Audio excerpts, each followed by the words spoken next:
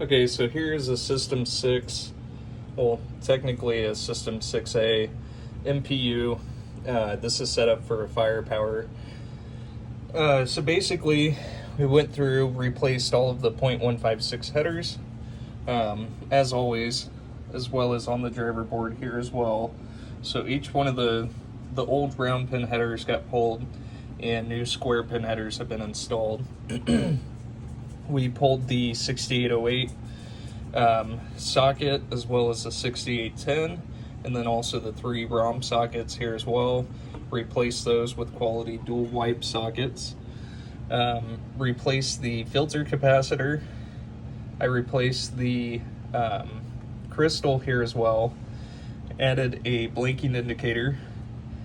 Also added a coin cell battery holder and socketed the 5101, as well as replaced the both male and female 40-pin interconnects.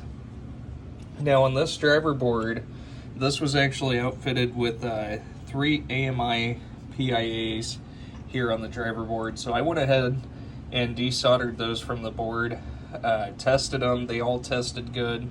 So I went ahead and just threw them into a socket here for you. AMI is notorious for just crapping out before before like a Motorola or something of that nature there. So those are in sockets just in case, if one does fail, it's a lot easier to replace. You just pop it out of the socket, pop the new one in there. And again, replace all the .156 headers here on the driver and the filter capacitor here as well. The resistors, I mean, they're a little bit toasty, but these things will take a lot more heat for quite a few years here. So I went ahead and left those on the board. No sense in replacing them. But I did go ahead and replace the resistors here with zero ohm resistors, or jumpers if you will, for the switch matrix, just in case if this driver board's ever put into a System 7, there's no issues there. So I will go ahead and get this thing powered up. And as you saw, both the 2 LEDs flashed and then blinking LED lit. We've got high score to date to last game played. So I've got a coin cell that's attached here. We can't ship it with a coin cell. So whenever you get this game and you put a battery into it, just make sure that you open up the coin door first time you power on, and you'll more than likely have to do a power cycle there, because it'll boot into audits the first go. But anyways, got the lamp matrix dancing down here, and I've already set it to free play, but we've got a flasher that goes on and off here at 15, which is totally normal. And go into test. And these displays are a little bit tough to see with that light on.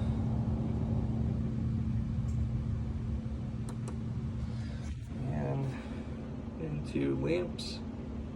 And all the lamps are working. And into solenoids. So the 2 that you see lock on there, those are the flipper ground enable relay.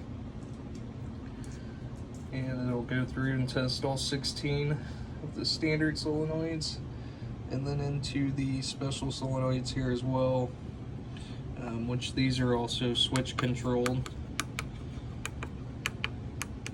So those are all working correctly. And into switch test.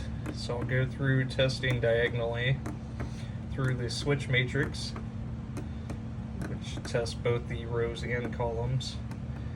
And the last switch, I'm actually going to trying to twist my fingers here with my makeshift switch tester here. But the last switch in firepower is switch 58, and as you can see, those are all registering correctly. So I'll go ahead and show you what it'll do with the battery not installed. So make sure that voltage drains from the RAM there. But whenever you booted it up, you should get that, which is the game code. And if you flip the power on and off real quick, you will get a boot. But like I said, just make sure that the coin door is open. And then after that, you can go ahead and insert your battery, like so. And so next time, power off, power on once, you've got the game booted up there. So, but thank you so much for sending it. I'll go ahead and get you a video here of the power supply and the soundboard as well. So the sound and speech truck. So soundboard went ahead and replaced all the capacitors. So even these 1 microfarad capacitors as well, there's 3 of those in total. Replaced the 0.156 headers, so 4 of those, and then also swapped out the 6808 processor socket and also the sound ROM socket.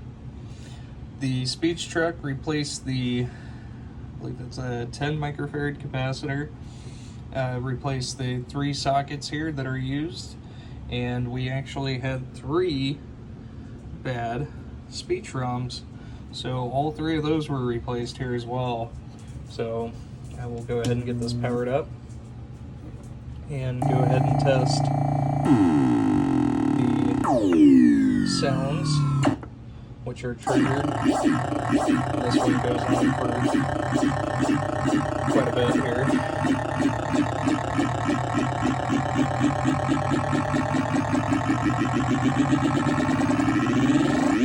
Alright, and then we'll go ahead and press the test button. We'll test both the sound and speech.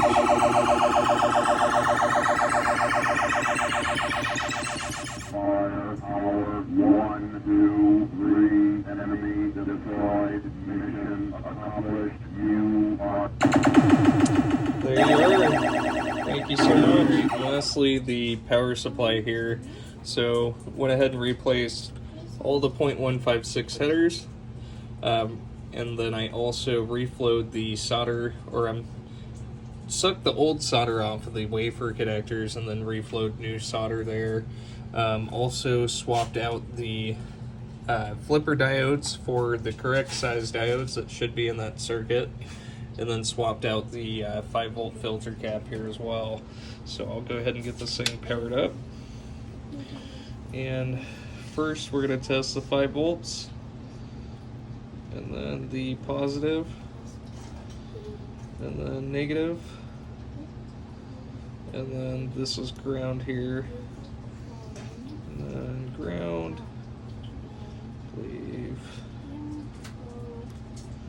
this here. So we're in the 12 volts, which is a little bit high, which is totally normal though. 5 volts, 5 volts, and where is, oh sorry, yeah, no, we don't have any negative, no negative 12 on this system here, but we've got our string of 5 volts here that are working perfectly, and the rest of those are grounds there. But we are 100% good to go. Thank you so much.